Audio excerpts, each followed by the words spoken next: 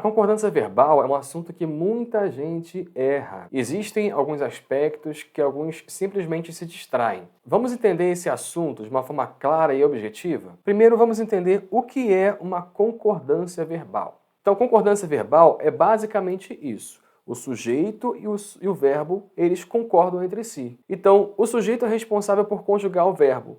Então, a forma como o verbo vai ser conjugado vai depender do sujeito. Veja só esse quadro de conjugação para você entender melhor. Veja que no quadro nós temos, entre parênteses, os pronomes que conjugam o verbo. Eu, tu, ele, nós, vós, eles. Eu, tu e ele, no caso, é singular. Refere-se apenas a uma pessoa, certo? Agora, nós, vós e eles referem-se a duas ou mais pessoas. Nós, sou eu mais alguém, certo? Vós e eles também são dois ou mais pessoas. Muito bem, entendido isso, a gente entende então que o verbo ele vai se alterar conforme o número de pessoas e a pessoa que está falando. Por exemplo, eu faço, nós fazemos, ele faz. A pessoa que conjuga o verbo vai alterar o verbo, assim como o número de pessoas também. Muito bem. Então, por isso que dizemos que na concordância verbal, o verbo vai concordar tanto em número, mas também em pessoa, a pessoa do discurso que está sendo falado aqui. Vamos ver então alguns casos específicos de concordância. Sujeito simples. O que é um sujeito simples? Quando temos apenas um núcleo. Por exemplo, qual é o sujeito da frase eu fiz tudo o que pude? Primeiro a gente encontra o verbo, eu fiz. Então fiz é o verbo fazer. Quem fez? Eu. Então temos aqui o sujeito. Então apenas um núcleo. Eu fiz. Muito bem. Nós fizemos apenas um núcleo, mas esse único núcleo está no plural. Então vai também para o plural. Nós fizemos. A gente fez. Então a gente aqui é o sujeito. Fez é o verbo. Muita gente erra aqui porque pega na ideia, né? A ideia de a gente da ideia de muitas pessoas. Pela ideia, às vezes colocam a gente fizemos. Uma coisa que dói no ouvido, né? Mas o certo é a gente fez, é claro, porque gente é o único núcleo e está no singular. Então, logo, teremos o verbo também no singular. Agora, quando o sujeito é composto, mesmo que as palavras do sujeito estejam no singular, o verbo vai para o plural. Como assim? Olha só. Eu e você fizemos. Olha que interessante. Quais são os núcleos do sujeito? Eu, você. São dois núcleos. Mesmo estando no singular, o verbo vai concordar com os dois. Logo, ele vai para o plural. São duas pessoas que fizeram, eu e você. Então, eu e você fizemos. O mesmo caso é aqui no caso de Romeu e Julieta. São dois núcleos. Romeu e Julieta. Amavam-se. Amavam-se intensamente, vai para o plural. Muito fácil de entender essa questão, né? Então, olha o sujeito e vê se vai concordar. Agora vamos para alguns casos curiosos, alguns casos particulares. Nesse primeiro caso aqui, temos expressões partitivas e que são daqueles tipo parte de, resto de, metade de, maioria de, indica uma parte, né? Nesse caso, como que ficaria a concordância?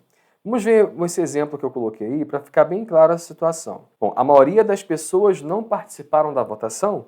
No caso aqui está no plural. Esse plural aqui, participaram, está concordando com pessoas. E na parte de baixo, a maioria das pessoas não participou. O participou, que está no singular, está concordando com maioria. E aí, eu vou concordar com pessoas ou com maioria? Nesse caso, fica fácil entender que o certo é tanto faz. Assim é bom, né? Tanto faz. Eu vou concordar com pessoas ou vou concordar com maioria.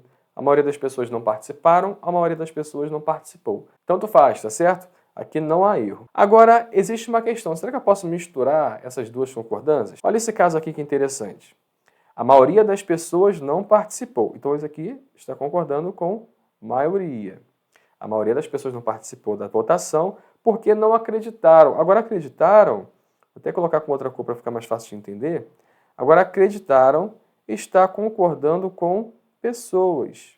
Então meio que cruzaram aí, as concordâncias cruzaram, né? Tá certo isso? Tá certo, não tem problema não. Como tanto faz concordar com uma coisa ou com outra, eu posso, de acordo com a regra, misturar essas duas concordâncias. O melhor é que, por questão de paralelismo, eu possa usar sempre a mesma concordância. Fica mais bonito, fica mais correto. Vamos para o próximo caso específico, questões de proximidade numérica. Questões como cerca de, menos de, uma questão de proximidade. Quando há um número, como por exemplo, cerca de 20 alunos foram reprovados, na regra, normalmente, nós vamos concordar com o número. Cerca de 20 alunos foram reprovados. Ou 20 alunos foram reprovados. Menos de 1.000 pessoas se inscreveram. Então, vou concordar com o número. Se fosse um caso, tivesse o número 1, por exemplo, mais de uma pessoa faltou ou faltaram. Como assim? Por exemplo, mais de uma pessoa, eu entendo que é 2 ou mais. Mas a concordância vai ser qual? Nesse caso aqui,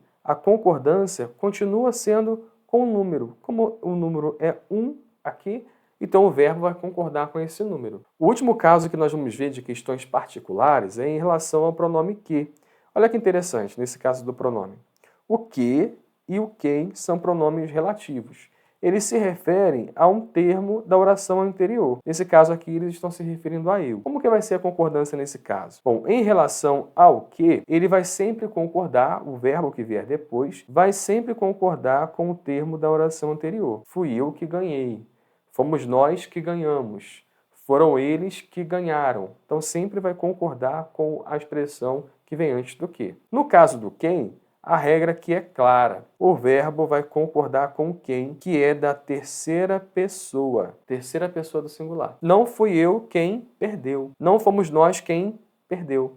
Então, continua sempre concordando com quem. Mas é importante salientar que alguns gramáticos, eles aceitam que o quem, assim como o que, tenha essa ambivalência na concordância, que tanto faz. Por questão de regra normativa, se você for fazer uma prova, lembre-se que o quem é de terceira pessoa. Quem perdeu, sempre independente do que vem antes. Então, gostou dessa explicação sobre concordância verbal? Se quiser saber mais, por exemplo, se aprofundar no assunto do sujeito, que vai conjugar o verbo, eu vou deixar um vídeo aqui para você assistir e entender tudo sobre o sujeito. Não deixa de, depois desse vídeo, assistir o vídeo completo sobre o sujeito. Tenho certeza que vai ser muito produtiva essa aula completa para você, tá bom? Até o próximo vídeo!